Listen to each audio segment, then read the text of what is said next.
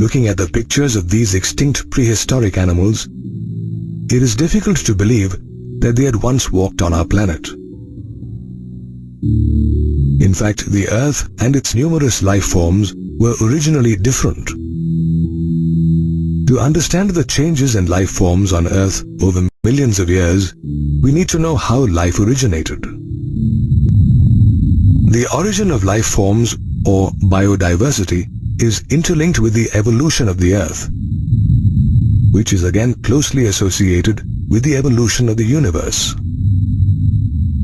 The universe is vast, comprises many galaxies, and is almost 20 billion years old. The Big Bang Theory attempts to explain the origin of the universe. According to this theory, a singular huge explosion caused the infinitesimally small, hot and dense universe to expand, which resulted in the lowering of temperatures. It even states that the universe continues to expand even today. After the passage of time, gases such as hydrogen and helium got formed. They condensed due to gravitation and gave rise to different galaxies in the universe.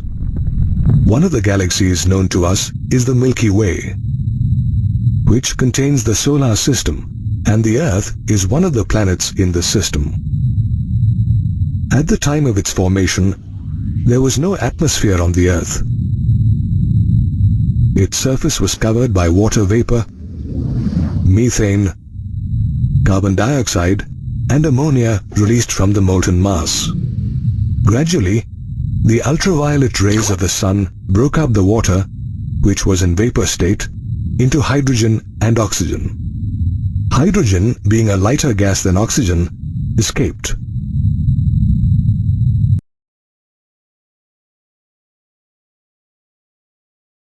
Thereafter, oxygen combined with ammonia and methane, which led to the formation of water, carbon dioxide, and other gases.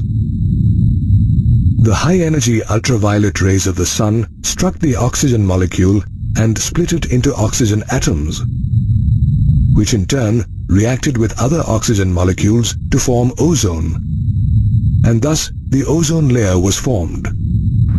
Some of the water vapor cooled and came down as rain, which filled all the deep depressions on the Earth and formed oceans. It is estimated that life appeared on Earth 500 million years after its formation. There are different theories that try to explain the beginning of life on Earth.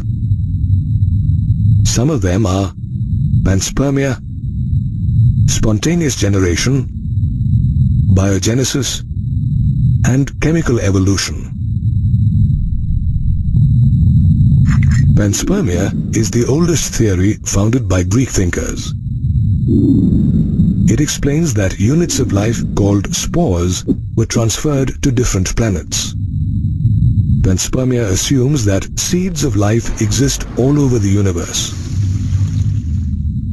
Therefore, the life on Earth may have originated after one such seed was deposited on the Earth from somewhere in the universe. This theory generates much interest even today. Another belief was that life arose from inanimate things.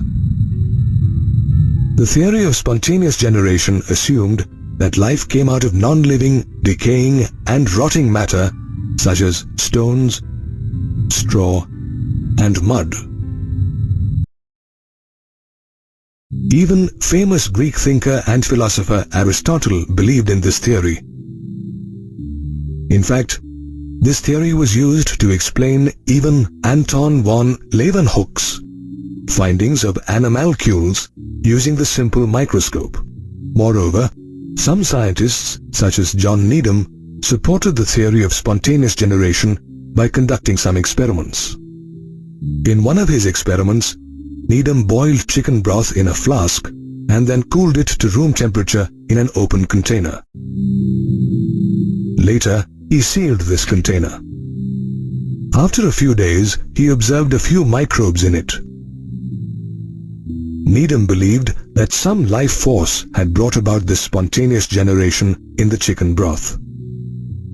The theory of spontaneous generation was in vogue until a German biologist, Rudolf Virchow, challenged it with his theory called omnis cellula acellula, which expounded that living cells can arise from pre-existing cells. However, he could not prove this theory of biogenesis. Later on, Louis Pasteur, with his experiments, proved the theory of biogenesis and forever silenced the advocates of spontaneous generation. In his experiment, he used pre-sterilized sealed flasks with killed yeast. These flasks did not show any signs of life. On the contrary, in another flask, he exposed killed yeast to air. Surprisingly, living organisms were found in this flask. Another theory, called the theory of chemical evolution, was expounded by Russian scientist Alexander Ivanovich Oparin and British scientist John Burdon Sanderson Haldane.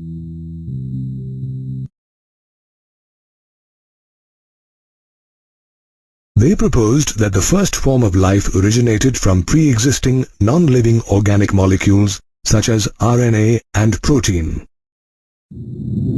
They also pointed out that the birth of life was preceded by chemical evolution or the formation of diverse organic molecules from inorganic constituents. When the Earth was created, the conditions were high temperature, volcanic storms, and reducing atmosphere consisting of methane and ammonia. In 1953, American scientist Stanley Lloyd Miller recreated these conditions in a laboratory. He created an electric discharge in a closed flask containing methane, ammonia, hydrogen, and water vapor at 800 degrees centigrade and observed the formation of amino acids. Later on, while conducting similar experiments, other scientists observed the formation of sugars, nitrogen bases, pigment, and fats as well. Interestingly, when meteorite content was analyzed, similar compounds were found in them, which proved that similar processes occurred in other parts of the universe as well.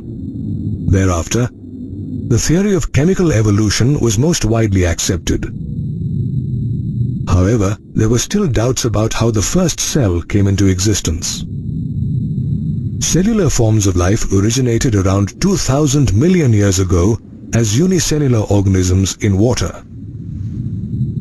It is probable that all life forms originated in a water environment. This theory of chemical evolution, which explains that first life forms arose from non-living molecules through evolutionary forces, is now widely accepted. However, the origin of life is a fascinating and curious topic, which will forever invite a lot of debate and speculation.